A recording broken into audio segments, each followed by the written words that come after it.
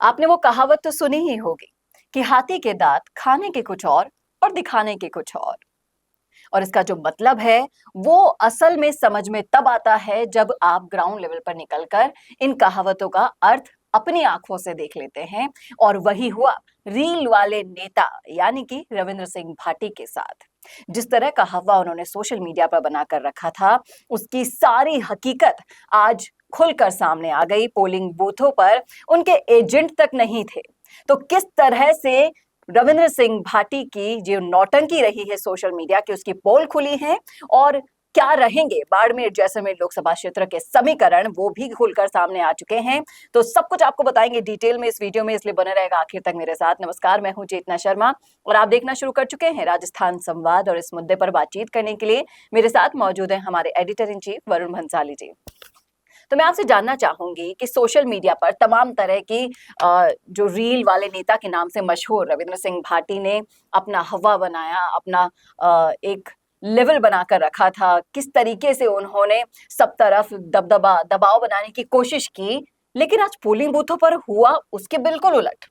वहां पर पोलिंग बूथों पर उनके एजेंट तक नहीं पहुंच पाए थे और कई जगह रविंद्र सिंह भाटी खुद ट्वीट कर कर कह रहे हैं कि मेरे पुलिस से अपनी मदद मांग रहे हैं कि मेरे एजेंटों को काम नहीं करने दिया जा रहा। इस टाइप की चीजें निकल कर सामने आई है। लेकिन अगर रविंद्र सिंह भाटी कुछ होते तो क्या वाकई में एजेंटों की कमी आती उनके लिए काम करने के लिए?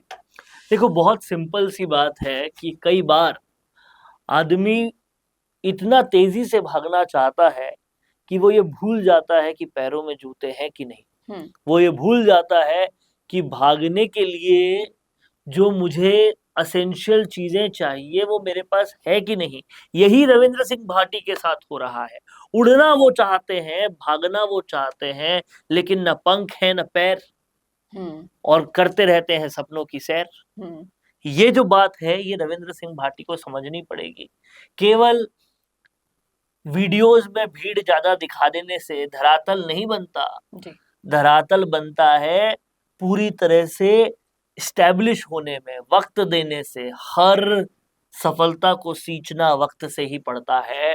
वो वक्त शायद रविंद्र सिंह भाटी देना नहीं चाहते थे, इसलिए नाराज शिव के लोग भी हैं। नहीं उनके पास एजेंट है, नहीं उनके पास कार्यकर्ता है। और धरातल पर देखिए, बूथ के अंदर तो वो रील नहीं बना सकते या रील को एडिट करके उसमें भीड़ नहीं डाल सकते। तो वहां तो धरातल की सच्चाई ही काम करेगी ना, जो कि बनती है कार्यकर्ताओं से, बनती है सालों साल की मेहनत, आंदोलन, सड़कों की खाक छान के बनाए गए कार्यकर्ताओं से। वहां से बनते हैं एजेंट, वहां से बनते हैं कार्यकर्ता। ये सबसे बड़ी बात है। आप नेता चाहे बन जाएं, लेकिन आपके लिए घर घर जाकर जो वोट मांगेगा, आपके लिए बूथ बूथ जाकर जो बैठेगा, आपके लिए जो लड़ेगा, वो केवल और केवल कार्यकर्ता ही हो सकते हैं। और जब तक आपका कार्यकर्ता बेस इतना बड़ा नहीं होता कि आप जैसलमेर, बाड़मेर, बालोतरा, इतनी बड़ी ज्योग्राफिकली, इतनी बड़ी भूगोलिक दृष्टि से इतनी बड़ी लोकसभा में आप लोगों को भेज सके, कार्यकर्ताओं को भेज सके। लेकिन यही होता है ना, चादर देखी नहीं और सो गए। अपना जो कद होना चाहिए था वो है नहीं, चादर उससे भी छोटी है, और आप चले सोने का बिस्तर का कल्पना करके सोने के लिए।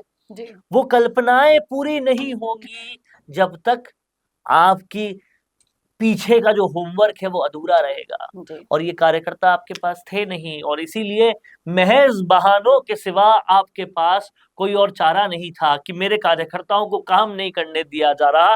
कांग्रेस तो नहीं बोली, बीजेपी तो नहीं बोली, केवल आपके ही कार्यकर्ताओं से कुछ इतना दुख था क्या कि काम नहीं करने दिया जा रहा। अरे समझना पड़ेगा रविंद्र सिंह भाटी को कि इतने बड़े लोकसभा क्षेत्र में लड़ने के लिए हर गली, हर कूचे, हर पोलिंग बूथ के लिए बूथ के अंदर भी आदमी चाहिए, बाहर भी आदमी चाहिए। आप गए हो मतदान में कभी तो देखिएगा, बाहर एक टेबल लगी रहती है, उस पर लोग बैठते हैं, आपका पूछते हैं आपका कार्ड बना कि नहीं बना, आपकी लिस्ट बनी कि नहीं बनी, आपके डॉक्यूमेंट्स तो पुख्ता हैं, वहां से पुख्ता करवाते हैं, फिर अंदर जाते हैं, अंदर पोलिंग बूथ पर भी लिस्ट लेकर, ताकि वो लिस्ट को रिकंसाइल कर सके। आपका एक बाशिंदा बैठा होता है, इतने बाशिंदे तो आपको चाहिए, मिनिमम इतने कार्यकर्ता तो चाहिए, वही अगर आपके पास नहीं है तो फिर आपका क्या होगा। और बाड़मेर जैसलमेर लोकसभा क्षेत्र ना इस बार इतना ज्यादा हाईलाइटेड हो गया इन सब चीजों के कारण। आप यकीन मानिए कि वहां पर वोटिंग भी सबसे ज्यादा हुई है। जितने भी 13 लोकसभाएं थी उनमें सबसे ज्यादा वोटिंग बाड़मेर में हुई है। और रातों रात कैलाश चौधरी को आरएलपी के एक समूह का समर्थन मिलना, आपको क्या लगता है कि वहां के राजनीतिक देखिए, बहुत सारे ड्रामे और बहुत सारी नौटंकियां यहाँ पर हुई है।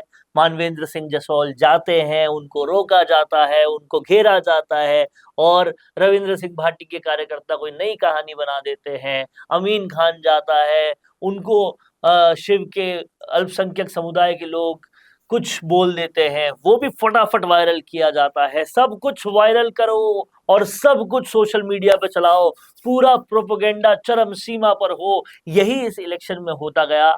लेकिन जो बूथों के अंदर उंगलियों का कमाल था, उस पर कोई और किसी का जोर नहीं चला। वो बहुत हुआ और 4 तारीख को उसका रिजल्ट आएगा। लेकिन साफ और सीधी सी बात है, जब 2 बिल्लियां लड़ती है तो तीसरी बिल्ली को बहुत फायदा मिलता है। जी, कहीं ना कहीं आप देखिए उमेदा राम के साथ भी बहुत सारी चीजें यहाँ पर हुई और उनको इतना ज्यादा सपोर्ट नहीं मिल पाया खुद के दल के नेताओं के साथ भी, क्योंकि उन्होंने आरएलपी का जिस तरीके से साथ छोड़ा उनके साथ वो नाराजगी भी जुड़ी हुई थी। मैं आपको कह रहा हूँ, लिख कर ले लीजिए कि चुपचाप से जिसने प्रचार किया, प्रोपोगेंडा जिसने नहीं फैलाया, जो इस लड़ाई में बीच में ही नहीं आया, वो कैलाश चौधरी सरप्राइजिंग रिजल्ट देंगे। और आप इन रिजल्ट्स को देख लीजिएगा। एक तरफ रील बनाते रहे, एक तरफ धोखा देते रहे और षड्यंत्र चलाते रहे, लेकिन जो तीसरी तरफ का माहौल था उसको किसी ने देखा ही नहीं, वहां क्या चल रहा है। और वहां जो चला वो 4 तारीख को सबको पता चल जाएगा। तो ये था रील वाले नेता की रियल स्टोरी जो आज पोलिंग बूथों पर नजर आ रही थी। खुद रविंद्र सिंह भाटी अपने ट्विटर हैंडल से गुजारिश कर रहे थे कि मेरे कार्यकर्ताओं को रोका जा रहा है। इवन उन्होंने उनके भाई को जैसलमेर में, मैं आपको एक ट्वीट आपको स्क्रीन पर दिखा रही हूँ, आप देखिएगा जरूर। वहां जैसलमेर पुलिस उनके भाई से कह रही है कि भाई आप जैसलमेर में वोटिंग का प्रचार नहीं कर सकते हैं क्योंकि आप वहां के वोटर नहीं हैं। पुलिस उनसे ये रिक्वेस्ट कर रही है। आप मान के चलिए कि पुलिस की ऐसी क्या मजबूरी रही होगी कि वो रिक्वेस्ट कर रही है, वो भी सोशल मीडिया के जरिए। उनके पास क्या वो साधन नहीं है कि वो उनको रोक पाए? क्या उनके पास वो पावर नहीं है कि वो ये सब चीजें करने से मना कर पाए? जैसलमेर में आपके भाई जा जाकर घर घर प्रचार करना चाह रहे हैं, इन सब चीजों का क्या मतलब निकलता है?